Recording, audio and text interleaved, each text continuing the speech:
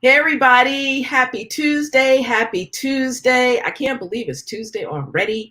I can't believe we're at the end of June already. Where have this year gone? It has went so fast. I can't believe it. But anyway, today is kind of bittersweet for me. I'm excited, but a little sad at the same time because today is my last show, but not my last show.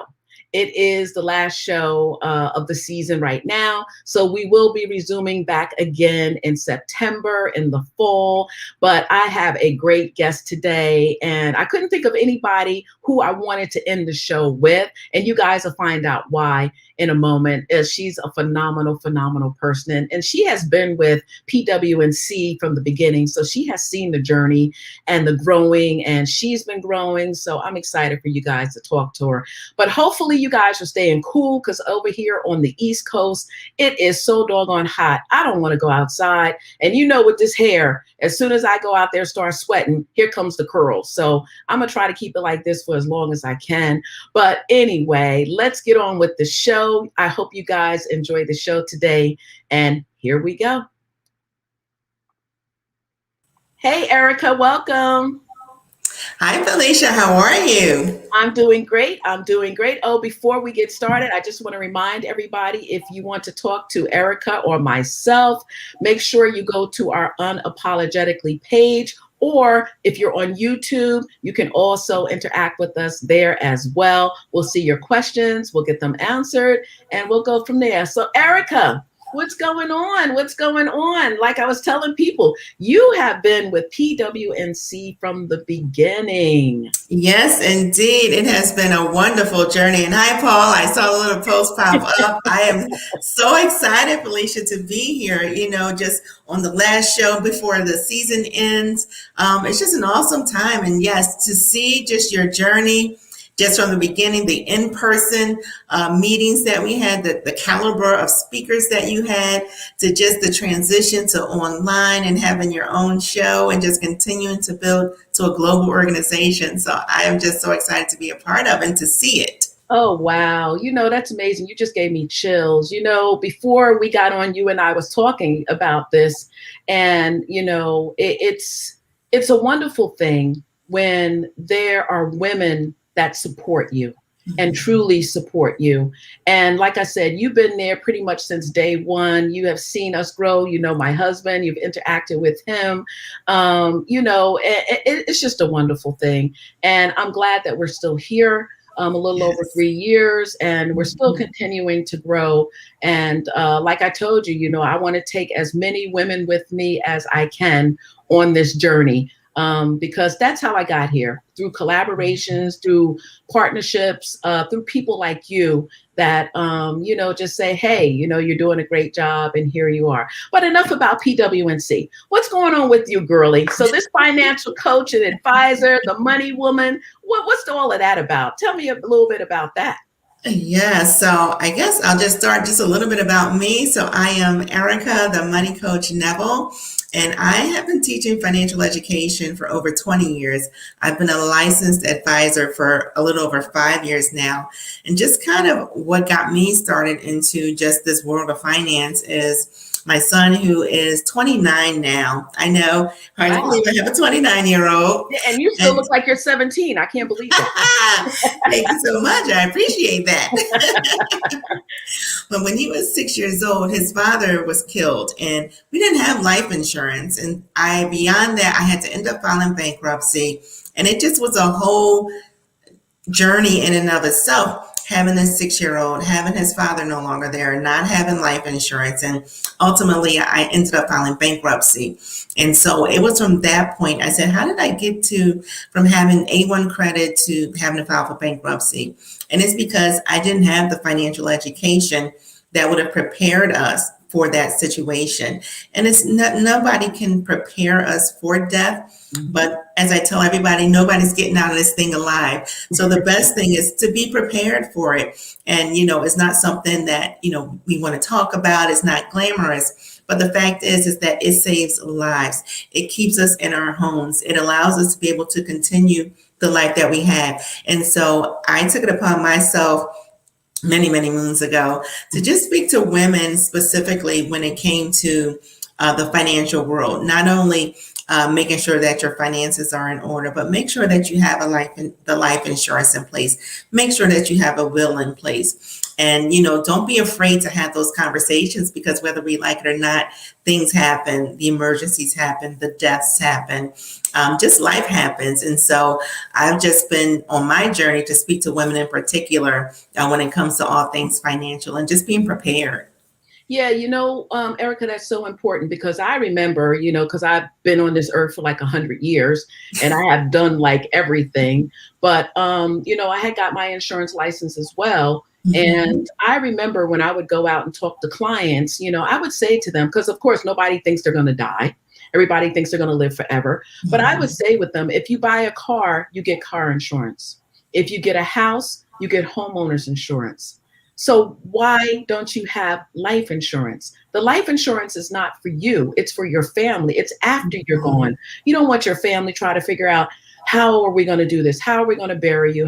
It's stressful enough because there's a loss. Now they have to Mhm. try and figure out how they're going to do these other things. So, some got it and some didn't. But I like that you said about the women because women get married and instantly, especially for the ones that are not working and depend on their husbands, the husbands do everything. They pay the bills, they take care of everything. Now the husband dies and they're sitting there like a deer in the headlights because now they don't know what to do. So explain to us how important it is for not only families to have insurance, but a woman, even if she's married or single.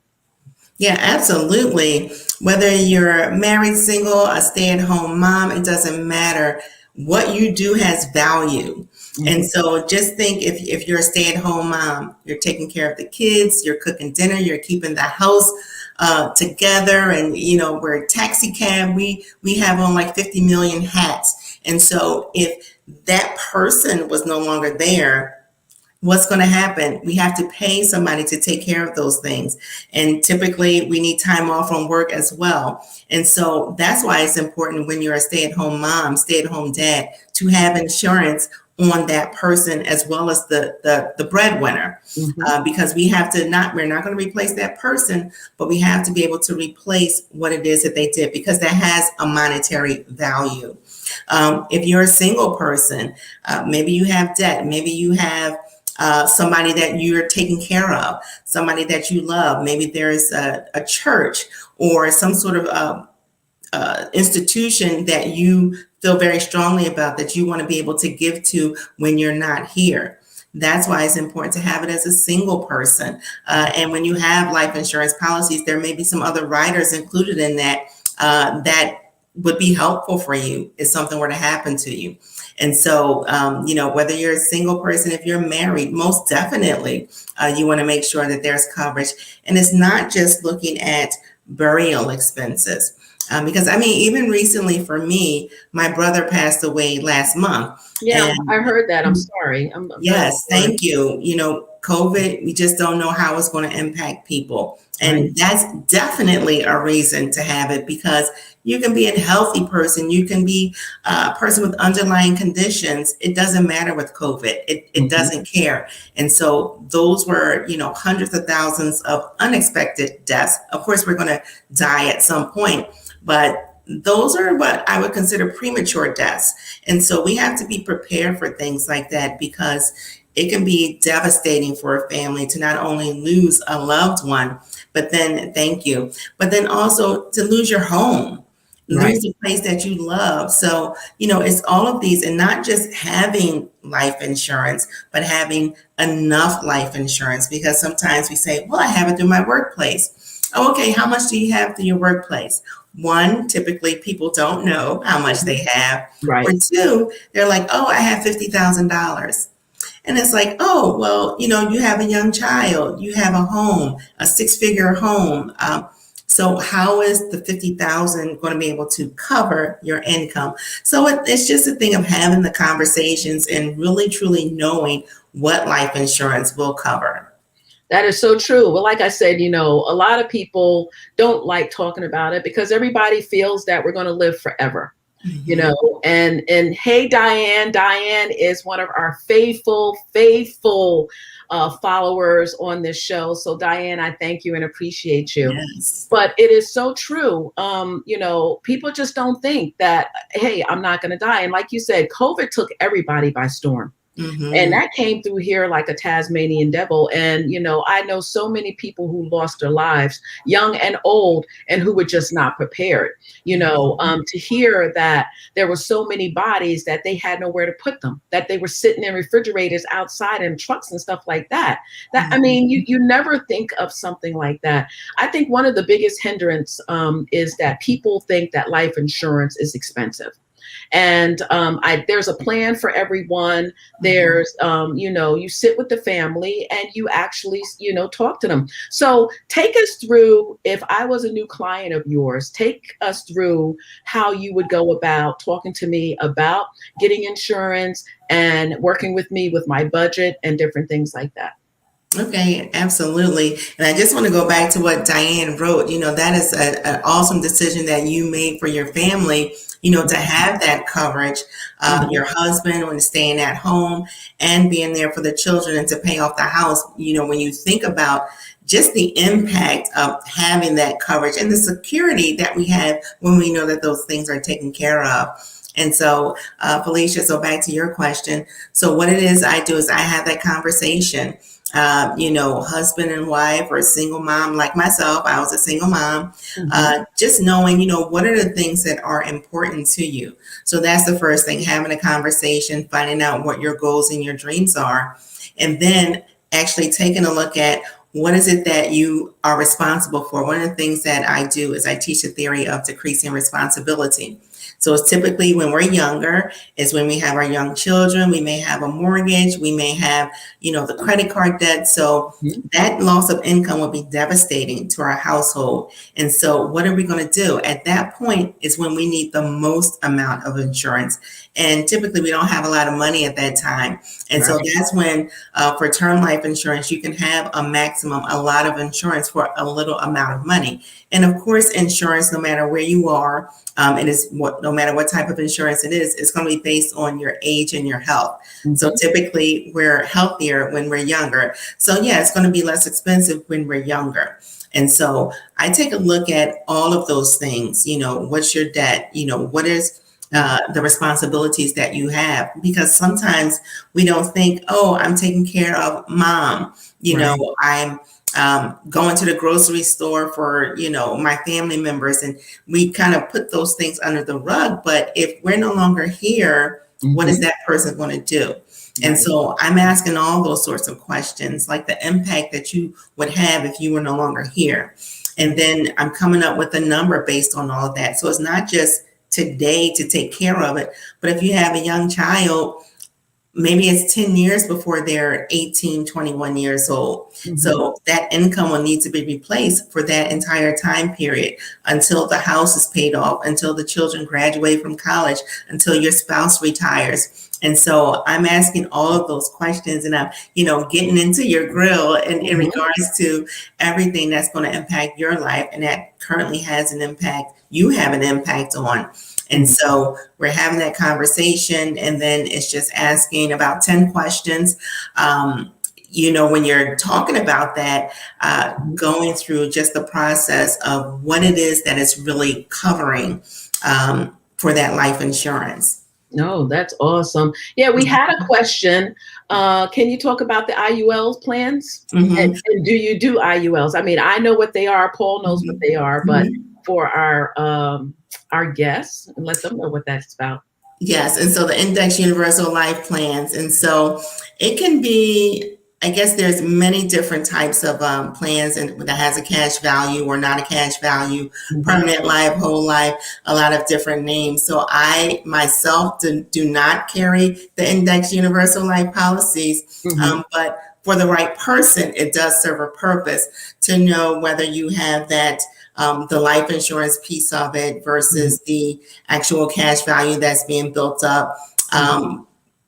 If you want to use that portion of it in the stock market to build up that value there. So It can be a little bit complicated. Yes. And so I don't want to get into Too the much. I brass know. tacks of it, but it could be the right policy for somebody, but you definitely need to understand what it is that you're getting into when you have whether it's index universal life or the flexible universal life. So there's a lot of different, and it's variable. So a lot of different terms go in there. So you definitely want to be sure that you're understanding whatever insurance product is that you're getting involved with.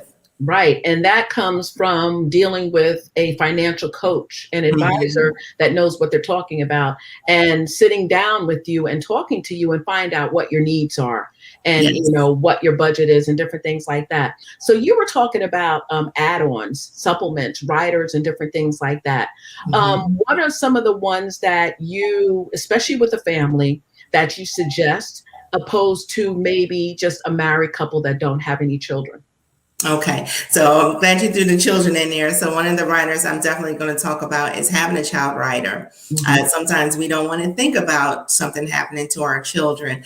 I know one of my clients, when I first brought it up to her, she started crying and she said, I can't even think about my child not being here. And I Mhm. said, I know it's very emotional, but that is a possibility. Right. And for that, she was a parent that I had spoken with because she had the Parent Plus loan on her child, Mhm. and she was when you have that Parent Plus loan, you as the parent, you have that loan. So whether that child is here or not, you have to pay it back. And Right. so she didn't understand that. And once I told her that, you need to be covered in case something happens to your child. And so we were able to get the child covered. So another rider is a terminal illness rider. And so what that says is if you're deemed to be 12 months or 24 months, depending on the type of plan that you have, Mhm. if you have a terminal illness, you're able to take a draw from your insurance policy so that you're able to maybe get that alternative medicine that you need. Mhm. Maybe you want to travel the world. Maybe you want to spend some time with your family, but having that rider on there, that terminal illness rider, allows you to be able to do the things that you want to do with the amount of time that you have left. Right. There's could be a long-term care rider in there saying that if something were to happen to you, you have long-term care insurance that's incorporated into your policy. And Mhm. so there's many different riders depending on the type of the insurance company that you're working with, that would be beneficial to an individual or a family if something were to happen. So Mhm. those riders, those add-ons, don't look at them as an added expense, but look at them as something that is necessary depending on your family and what your needs are. Awesome. Awesome. See, guys, this is why knowledge is key.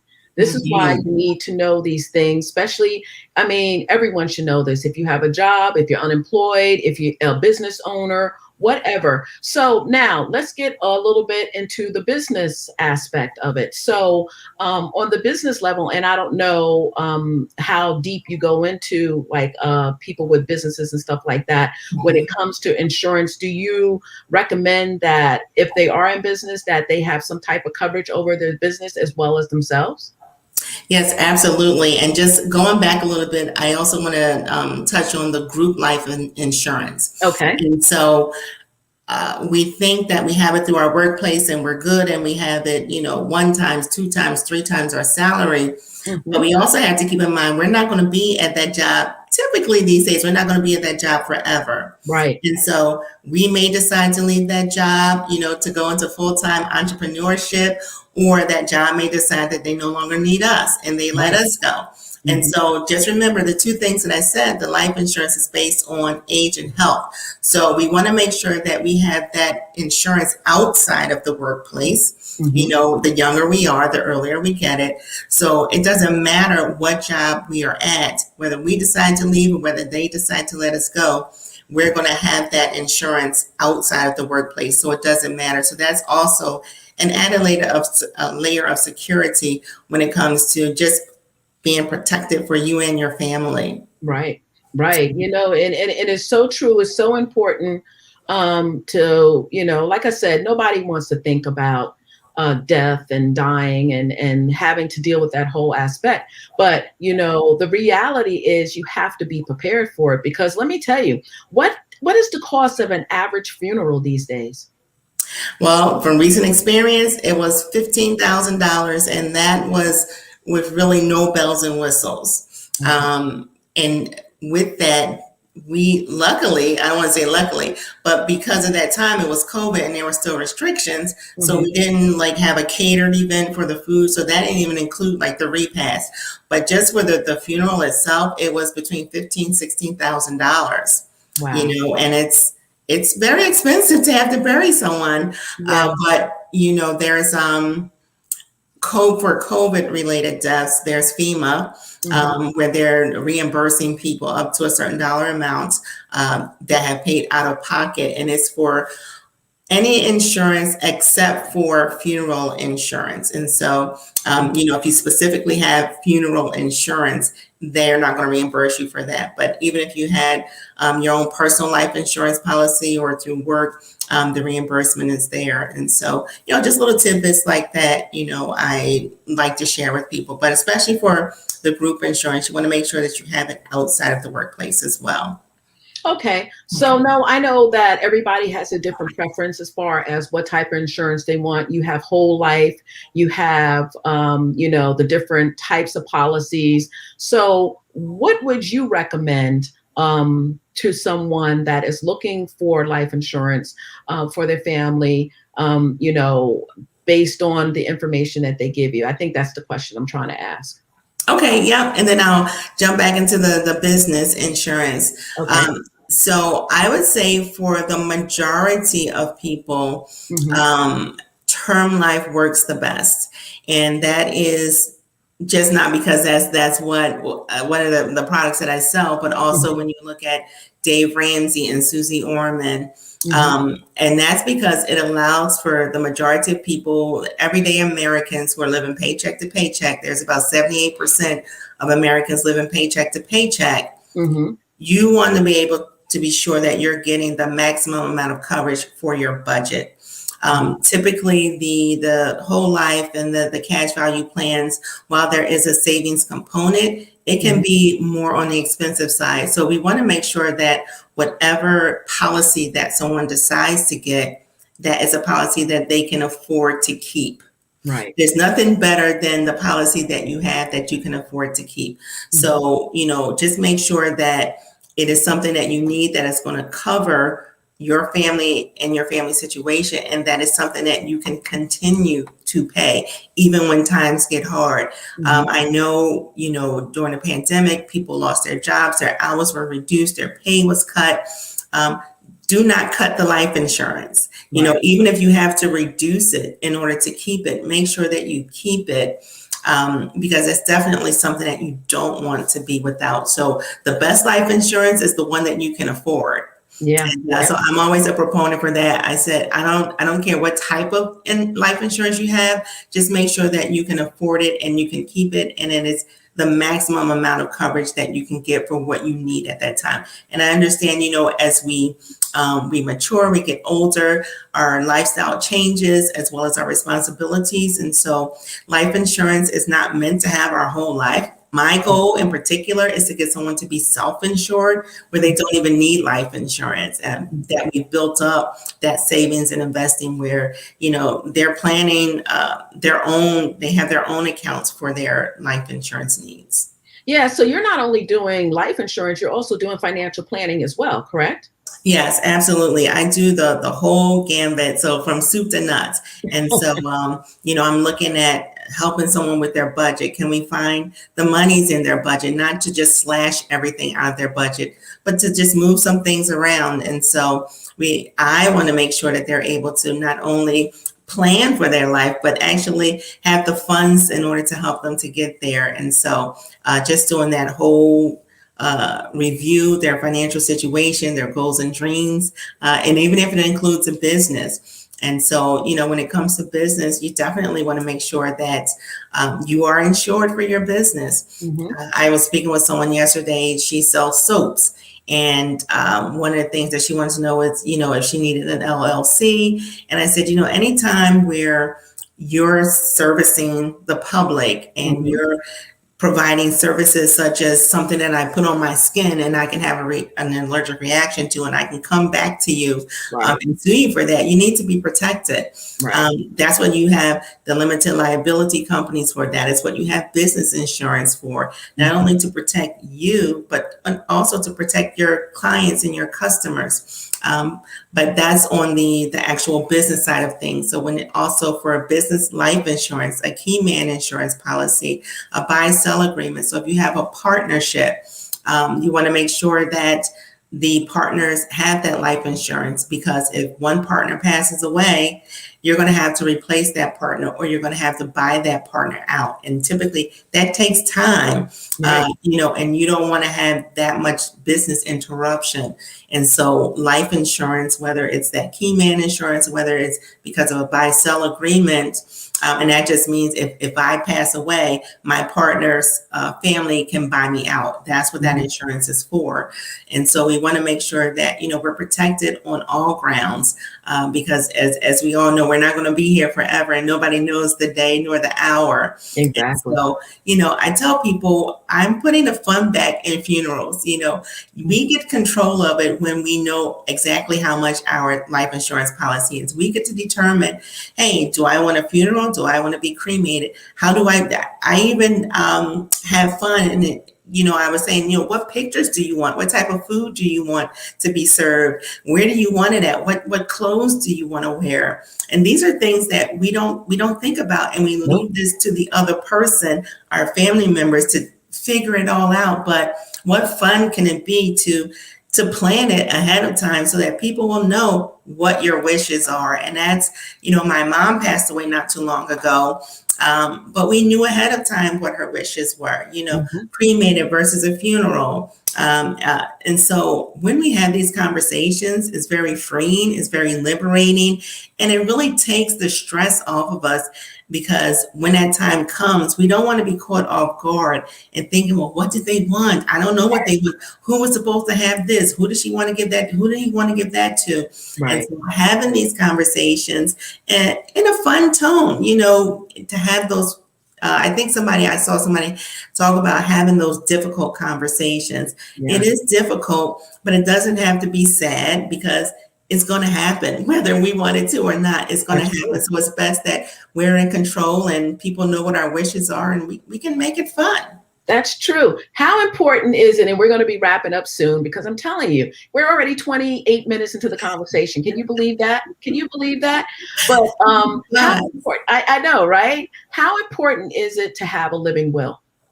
Oh my goodness, that is so very important. And I know people say the difference between a living will and a regular will. So that living will says, if something happens to me, how do I want somebody that I trust to be able to make those decisions for me if I cannot do that? And so that's why it's so important to have that living will, because I'm still alive. Right.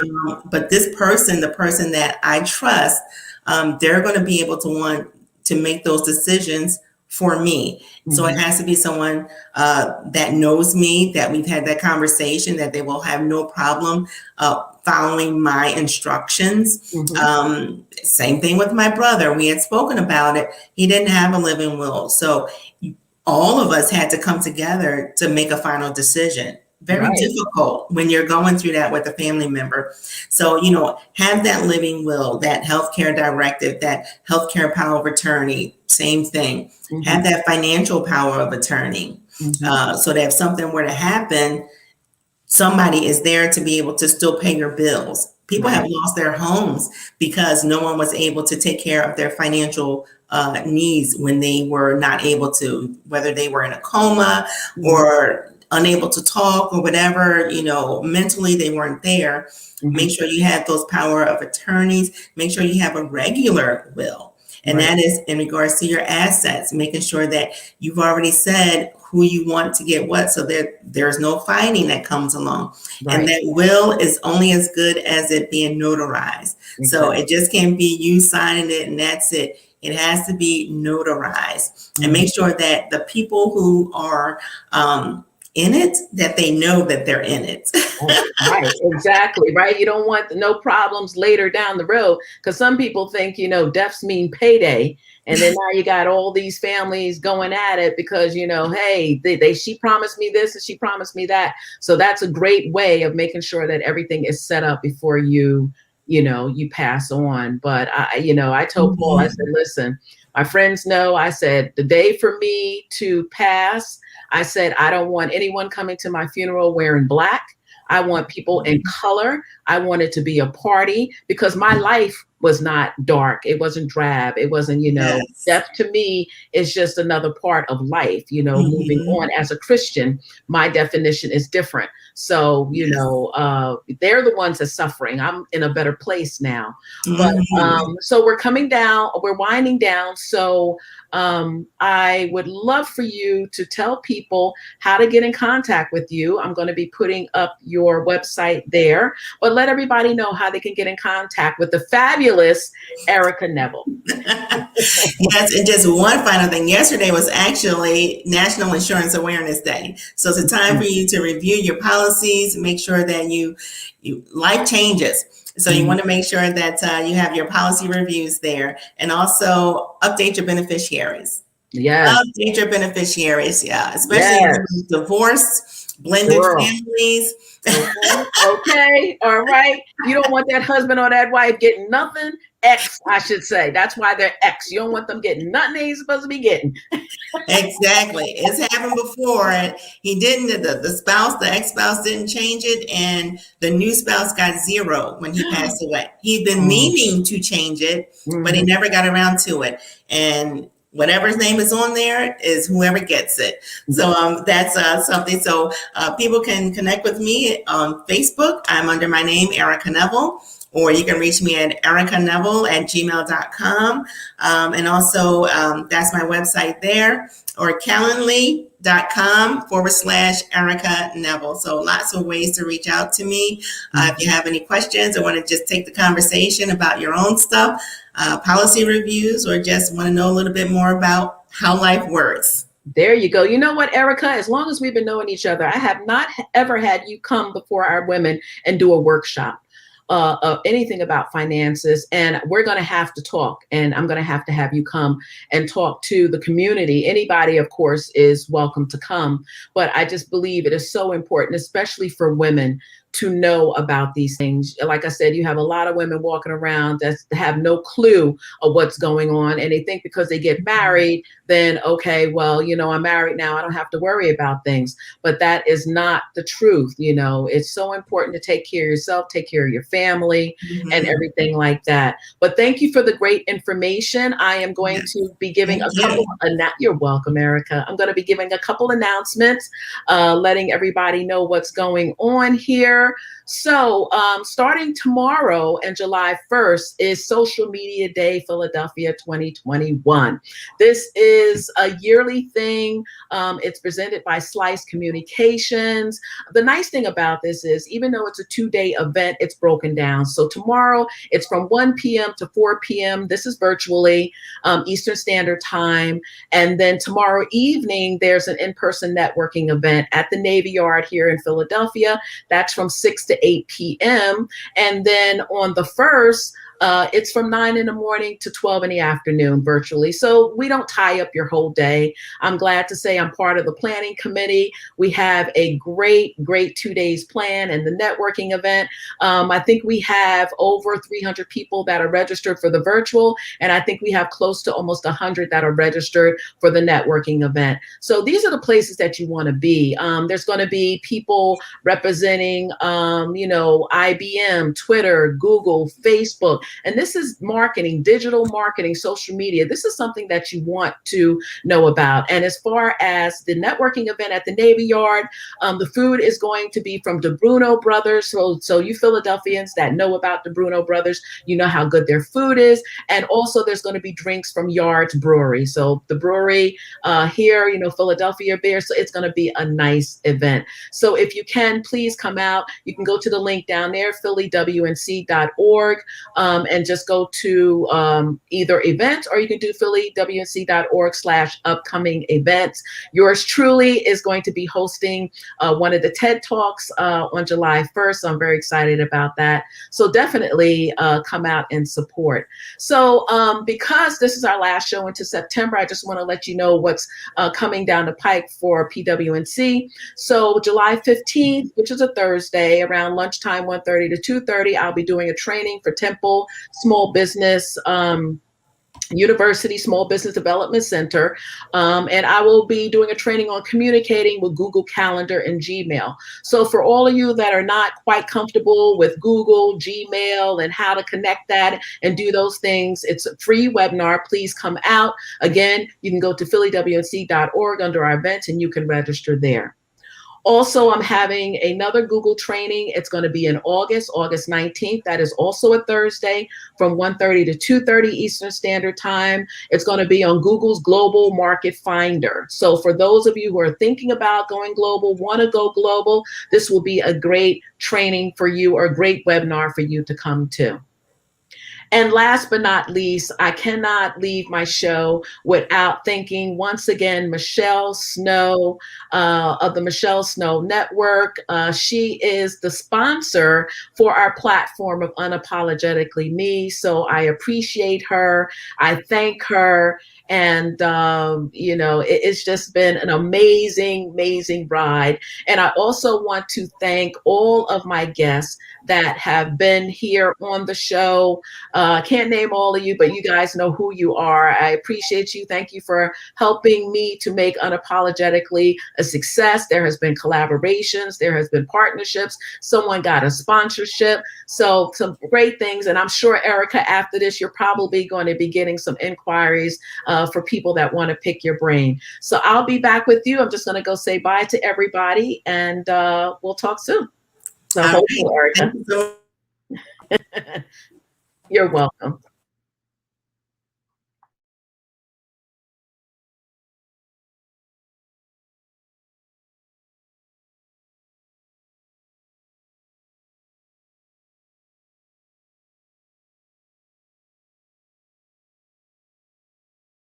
I just realized, I'm sorry, that my mic was muted.